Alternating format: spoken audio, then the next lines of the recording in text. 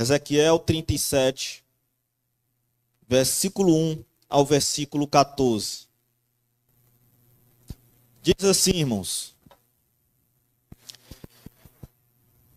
Veio sobre mim a mão do Senhor, e o Senhor me levou em espírito e me pôs no meio de um vale que estava cheio de ossos.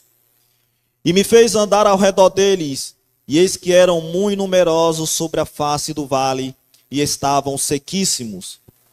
E me disse: Filho do homem, poderão viver estes ossos? E eu disse: Senhor Jeová, tu o sabes. Então me disse: Profetiza sobre estes ossos, e dize-lhes: Ossos secos, ouvi a palavra do Senhor. Assim diz o Senhor Jeová a estes ossos: Eis que farei em vós entrar o espírito e vivereis. E porei nervos sobre vós, e farei crescer carne sobre vós, e sobre vós estenderei pele. E porei em vós o espírito e vivereis, e saberei que eu sou o Senhor. Então profetizei como se me deu ordem, e houve um ruído, enquanto eu profetizava. E eis que se fez um rebuliço, e os ossos se juntaram, cada osso ao seu osso. E olhei, e eis que vieram nervos sobre eles, e cresceu a carne, e estendeu-se a pele sobre eles por cima, mas não havia neles o espírito.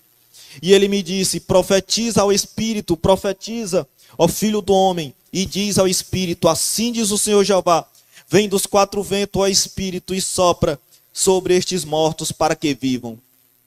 E profetizei como ele me deu ordem. Então o espírito entrou neles, e viveram, e se puseram em pé um exército grande em extremo. Então me disse: Filho do homem, estes ossos são toda a casa de Israel. Eis que dizem: Os nossos ossos se secaram, e pereceu a nossa esperança, e nós estamos cortados. Portanto profetiza, e diz-lhes: Assim diz o Senhor Jeová: Eis que eu abrirei as vossas sepulturas, e vos farei sair das vossas sepulturas, ó povo meu, e vos trarei a terra de Israel. E sabereis que eu sou o Senhor, quando eu abrir as vossas sepulturas, e vos fizer sair das vossas sepulturas, ó povo meu. E porei em vós o meu espírito, e vivereis, e vos porei na vossa terra, e sabereis que eu sou o Senhor, disse isto e o fiz, diz o Senhor. Amém? Irmãos, Ezequiel, ele cresceu ouvindo Jeremias pregar. E Jeremias, ele pregava para que o povo de Judá, o povo de Israel, eles viessem se voltar para Deus. E agora, meus irmãos, Ezequiel, ele é chamado por Deus para profetizar, escolhido por Deus para profetizar. E justamente nesse momento da história, em que ele se encontra, em que o povo estava cativo, e o que estava acontecendo, meus irmãos, naquele momento é que o povo de Israel, eles estavam completamente sem esperanças, sem perspectiva de futuro, eles estavam desanimados. Afinal de contas, meus irmãos, a nação deles tinha sido destruída. Ou seja, eles estavam um povo fragilizados. Eles estavam fragilizados. Um povo sem força, sem ânimo, sem coragem. E eles estavam vivendo exatamente em uma terra em que não era sua. Porque eles tinham sido levados cativo para a Babilônia. E é interessante, meus irmãos, que se nós lermos no capítulo 1, no versículo 3, também de Ezequiel, nós somos informados que Ezequiel era filho de Buzi, que significa desprezado. E ele, meus irmãos, Buzi, ele coloca o nome de seu filho, Deus fortalecerá. Ou seja, Ezequiel. E no versículo 3 do capítulo 1, também deixa claro que Ezequiel era filho de um sacerdote. Buzi, seu pai, era um sacerdote. E Ezequiel, meus irmãos, ele estava na preparação para ser sacerdote. Até que algo inesperado com ele acontece.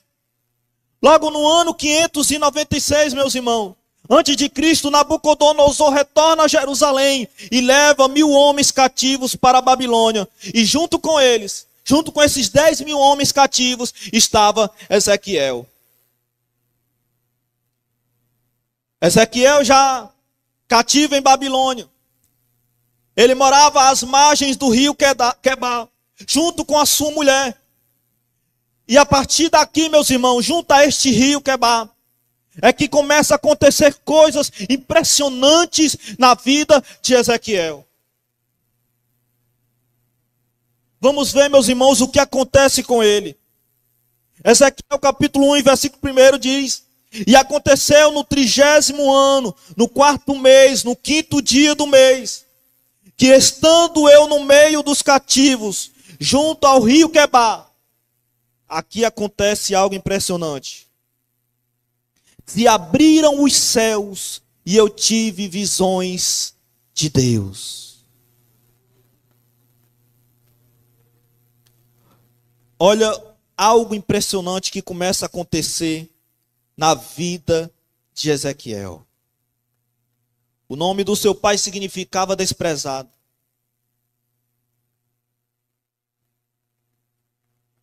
Ele sabia que Deus nunca se esquece dos seus. Buzi sabia que Deus nunca se esquece dos seus. Nunca se esquece do seu povo. E Buzi, como sacerdote, coloca o nome de seu filho, Deus fortalecerá.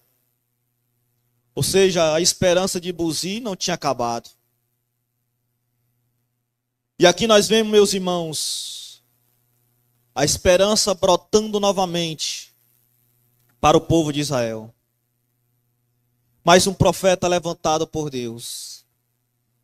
E quando ele estava junto ao rio Quebar, se abriram os céus e Ezequiel começou a ter visões de Deus. Ezequiel, ele começa a receber várias visões. E essas visões, meus irmãos, também servem para demonstrar para o próprio Ezequiel que a glória de Deus está aonde ele estiver. E o que nós podemos entender com isso, meus irmãos, é que Deus não está limitado a um espaço em que nós vivemos. Ou seja, Deus estava também no controle daquele cativeiro.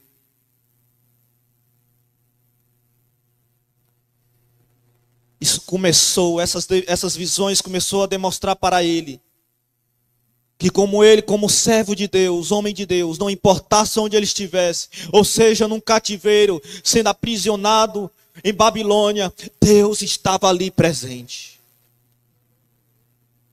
E muitas vezes, meus irmãos, nós estamos em situações da nossa vida que nós estamos, às vezes, meus irmãos, fraquejando, mas nós temos que entender algo, que Deus não está limitado a um espaço em que nós vivemos. Deus não está limitado a um local fechado, Deus não está limitado a um templo, a uma igreja, Deus não está limitado a tudo isso, meus irmãos. E Deus estava demonstrando para o próprio Ezequiel que Deus estava no controle daquele cativeiro. E este livro, meus irmãos, de Ezequiel, cujo autor é o próprio Ezequiel, este livro praticamente, meus irmãos, foi dividido em 4 partes. Do capítulo 1 ao capítulo 3, nós vemos o começo, o chamado de Ezequiel. Do capítulo 4 ao 24, nós vemos sobre o juízo sobre Jerusalém. E do capítulo 25 ao 32, o juízo sobre as 7 nações pagãs que oprimiram Jerusalém. E do capítulo 33 ao capítulo 48, nós encontramos a restauração de Jerusalém. Não só a restauração de Jerusalém, meus irmãos, mas também a restauração das outras tribos do norte para formar um único povo. E eu gostaria, meus irmãos, de destacar uma dessas visões que Ezequiel teve a respeito da restauração do povo de Israel. E é exatamente neste capítulo 37 de Ezequiel que nós lemos. No versículo 1 diz assim: e veio sobre mim a mão do Senhor, e o Senhor me levou em espírito e me pôs no meio de um vale que estavam cheio de ossos. Esta visão, meus irmãos, ela ilustra a promessa do capítulo 36. E também nos mostra uma nova vida e uma nação restaurada, tanto física como espiritualmente. E aqui Ezequiel é levado para este meio deste vale cheio de ossos, representando, ilustrando a promessa do capítulo 36, que mostra uma nova vida e uma nação restaurada. E no versículo 2, e me fez passar em volta deles, e eis que eram muito numerosos sobre a face do vale, e eis que estavam sequíssimos. Quando diz que ele fez com que ele passasse por eles ao redor, para que significar, para que ele venha ter uma visão exata daquele vale, para que ele viesse ter uma noção, uma visão exata daquele vale de ossos secos. Apenas ele não ficou estagnado, parado no meio daquele vale de ossos secos, mas fez com que ele viesse passar ao redor daquele vale de ossos secos, para ele ter uma visão ampla daquele vale de ossos secos. E nós vemos, meus irmãos, que um sacerdote, ele não poderia passar perto de um morto, um cadáver. E o interessante é que o Espírito leva ele para o meio de um vale de ossos secos. E aqui diz, continua: e eis que havia muitos no vale aberto, em outras traduções. Como se fosse um lugar em que ali aconteceu uma grande batalha. Uma grande batalha havia sido travada naquele vale de ossos secos. E uma vasta multidão foi morta, que foram deixados sem enterro até que toda a carne foi consumida e os ossos foram divididos e espalhados. Por quê? Porque ele continua dizendo: e eis que esses ossos, eles estavam muito secos. Em outras traduções, eles estavam sequíssimos. Porque esses ossos estavam sequíssimos, porque eles tinham sido expostos por muito tempo ao sol. Eles estavam muito tempo expostos ali ao vento, ao sol. E já a medula interna, assim como a carne externa, foi totalmente desperdiçada. E aqueles ossos já se encontravam sequíssimos.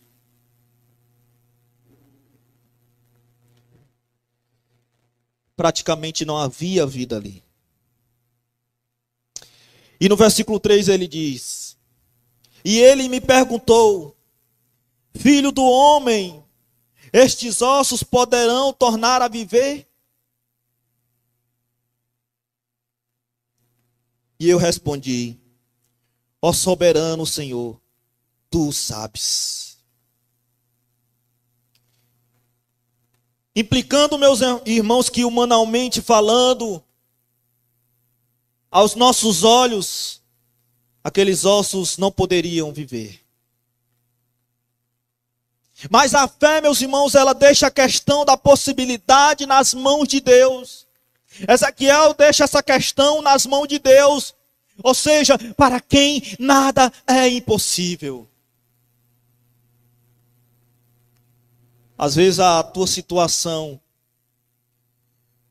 às vezes o que tu estás passando, aos olhos humanos, humanamente falando, não parece ter solução.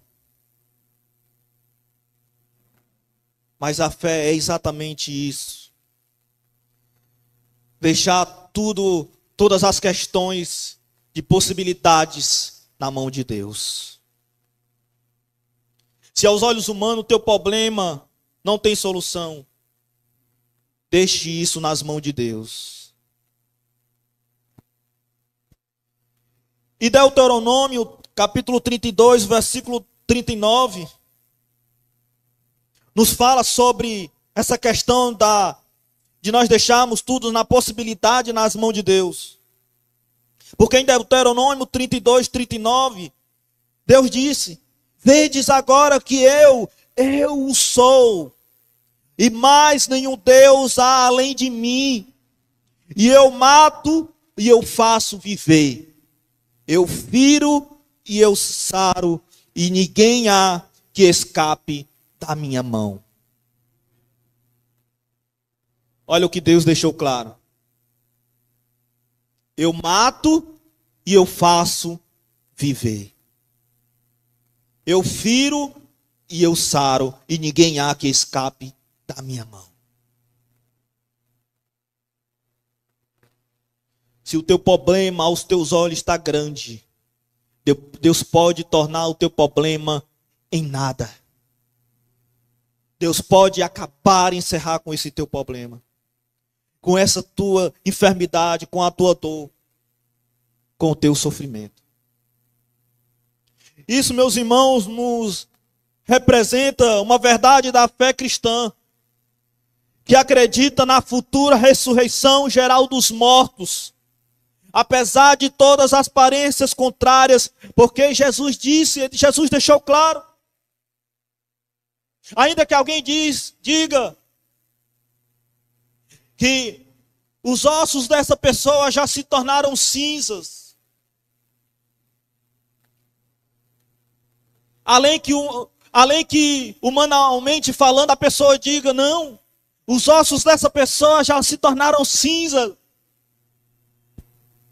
não tem como ela ressuscitar. Mas veja que apesar de todas as aparências contrárias, algo sobrenatural irá acontecer. Porque Jesus, o próprio Cristo, ele deixou isso claro lá em João capítulo 5 e versículo 21. Pois assim como o Pai ressuscita os mortos e os vivifica, assim também o Filho vivifica aqueles que ele quer. Quem foi que disse que ressuscita os mortos? Cristo falou que assim como o Pai ressuscita os mortos e os vivifica, assim também o Filho vivifica, dá vida àquele a quem ele quer. E por mais que a pessoa tente batalhar e dizer, eu quero ser vivo espiritualmente,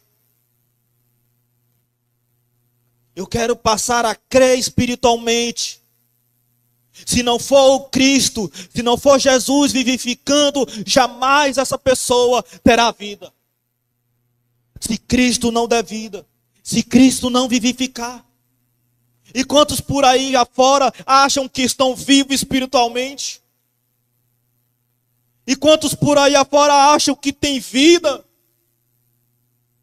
Porque fazem propósitos, porque vão ao monte, acham que têm vida, mas espiritualmente estão mortos espiritualmente. Porque Cristo, ele vivifica aquele quem ele quer.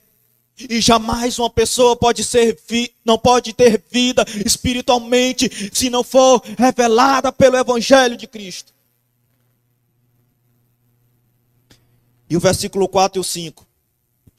Então me disse, profetiza sobre estes ossos, e diz-lhes, ossos secos, ouvi a palavra do Senhor.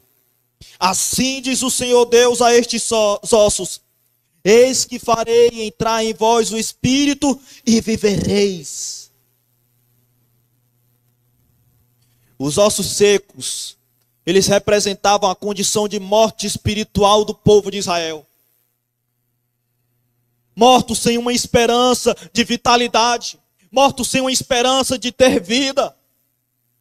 Mas da mesma maneira, meus irmãos, que Deus prometeu restaurar a sua nação, Ele pode restaurar, meus irmãos, qualquer pessoa, por seca espiritual ou morte espiritual que esteja sem esperança. Deus, Ele pode restaurar esta pessoa.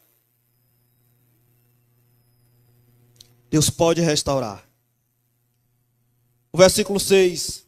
E poreis nevo sobre vós, e fareis crescer carne sobre vós, e sobre vós estenderei pele, e porei em vós o espírito, e vivereis, e sabereis que eu sou o Senhor.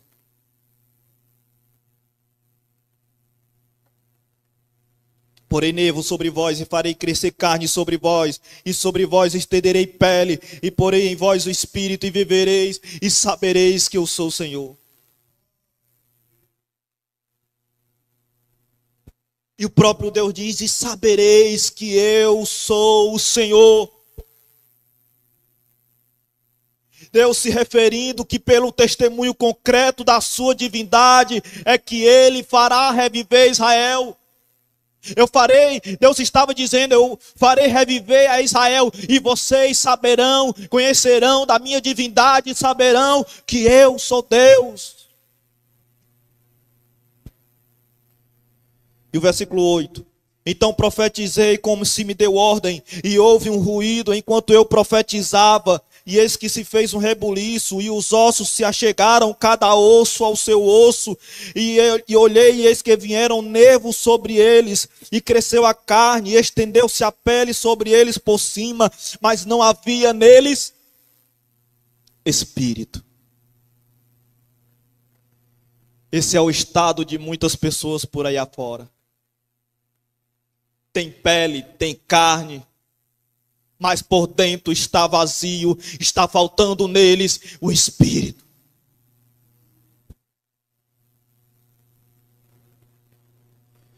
E o que nos chama, meus irmãos, a atenção nesses versículos é como ocorre essa ressurreição. E um grande pronunciamento do Novo Testamento que é dito por um anjo. As mulheres que procuravam Jesus, que havia sido crucificado, ele esclarece algo surpreendente para nós. Lá em Lucas capítulo 24, e o versículo 6 e 7 diz, olha, meus irmãos, este grande pronunciamento. Olha o que o anjo disse. Ele não está aqui. Ele ressuscitou como tinha dito. Venham ver o lugar onde ele jazia. Vão depressa e digam aos discípulos dele, ele ressuscitou dentre os mortos, não está aqui, mas ressuscitou. Esse pronunciamento indicava que acabavam de ser redimidos todos os que já viveram e morreram. E todos os que vivem hoje e um dia morrerão, e todos que ainda estão por nascer e morrer, em virtude da vitória de Cristo sobre a sepultura, todos ressuscitaremos. Aqueles que vão nascer e morrer, independente de cor, todos ressuscitaremos. O versículo 9. E ele me disse, profetiza ao Espírito, profetiza ao Filho do Homem, e diz ao Espírito, assim diz o Senhor Deus, vem dos quatro ventos, ó Espírito, e assopra sobre estes mortos, para que vivam.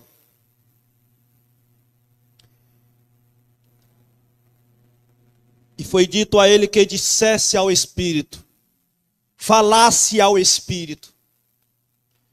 Mais precisamente, falou que ele dissesse ao Espírito de vida, para que viesse vida naqueles ossos, para que viesse vida àqueles corpos.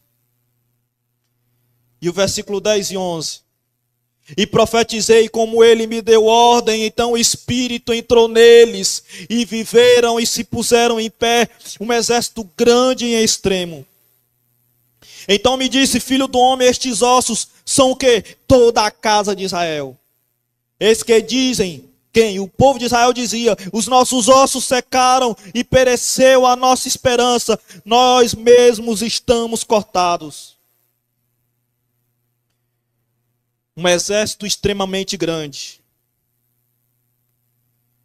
Essa visão em si mesma, em primeiro lugar, nos fornece uma imagem muito viva da ressurreição, meus irmãos. Que também nos lembra do que está escrito em Apocalipse 7:9. Que diz assim: depois destas coisas, olha João falando, depois dessas coisas vi, e eis que grande multidão que ninguém podia contar, de todas as nações, tribos, povos e línguas em pé, diante do trono e diante do Cordeiro. Essa é uma imagem viva da ressurreição. De algo que também, meus irmãos, acontecerá futuramente. E o versículo 11, o 12 e o 13. Então me disse: filho do homem, estes ossos são toda a casa de Israel. Eis que dizem: os nossos ossos se secaram e pereceu a nossa esperança, nós mesmos estamos cortados. Portanto profetiza e diz-lhes: assim diz o Senhor Deus: eis que eu abrirei os vossos sepulcros e farei subir das vossas sepulturas, ó povo meu, e vos trarei a terra de Israel. E sabereis que eu sou o Senhor, quando eu abrir os vossos sepulcros e vos fizer subir das vossas sepulturas, ó povo meu. Quando ele diz que estes ossos são toda a casa de Israel, esses ossos, meus irmãos, representam a condição desesperada a qual toda a nação de Israel é reduzida. Porque eles disseram: nossos ossos estão secos. Ou seja, eles estavam dizendo: nossos assuntos estão na condição mais desesperadora. Não há mais nenhuma esperança deles serem recuperados. Estão sequíssimos. E eles ainda disseram: somos cortados por nossas partes. Somos separados e cortados um do outro, como um membro que é cortado do corpo. Ou seja, irmão, informa esses israelitas pobres. Deus estava dizendo: profetiza e diz a ele: informa esses israelitas pobres, abatidos e desanimados sobre seu erro, e revive a ele as suas esperanças, como uma nova promessa e declaração de meus propósitos, de misericórdia para com eles. Diz isso a ele, profetiza a ele sobre isso. E veja o que ainda diz: ó meu povo, eu abrirei seus túmulos. Grifando, meus irmãos, essa palavra, quando diz: ó povo meu, ó meu povo, eu abrirei seus túmulos. Embora, meus irmãos, o cativeiro deles seja como a morte, dos prisões e locais de confinamento se fechem como túmulos, ainda eu os abrirei. E era isso que Deus estava dizendo. Ainda que seus túmulos se fechem como confinamento, eu os abrirei. Eu abrirei as vossas sepulturas e vos farei subir de vossa sepultura. Ou seja, Deus estava dizendo de seu estado politicamente morto, primeiramente na Babilônia, e finalmente no futuro em todas as terras. Os judeus, eles consideravam as terras de seu cativeiro e dispensações como as suas próprias sepulturas. E a restauração deles seria como vida dentre os mortos. E isso, meus irmãos, fica claro também para nós em Romanos capítulo 11, versículo 15, que diz: pois se a rejeição deles é a reconciliação do mundo, o que será a sua aceitação, senão a vida dentre os mortos? Eles consideravam o seu local de cativeiro como sua própria sepultura. Mas a sua restauração seria como vida dentre os mortos.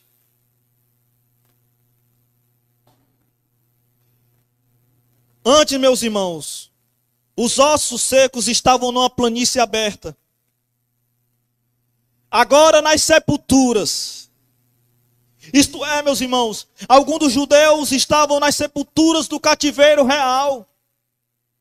Outros estavam aparentemente livres, mas estavam dispersos. Mas ambos, eles estavam mortos nacionalmente. Igualmente, eles estavam mortos nacionalmente. E o versículo 14. E porei em vós o meu espírito e vivereis, e vos poreis na vossa terra. Eis a promessa do Senhor, irmão. E vos porei na vossa terra, e sabereis que eu sou o Senhor.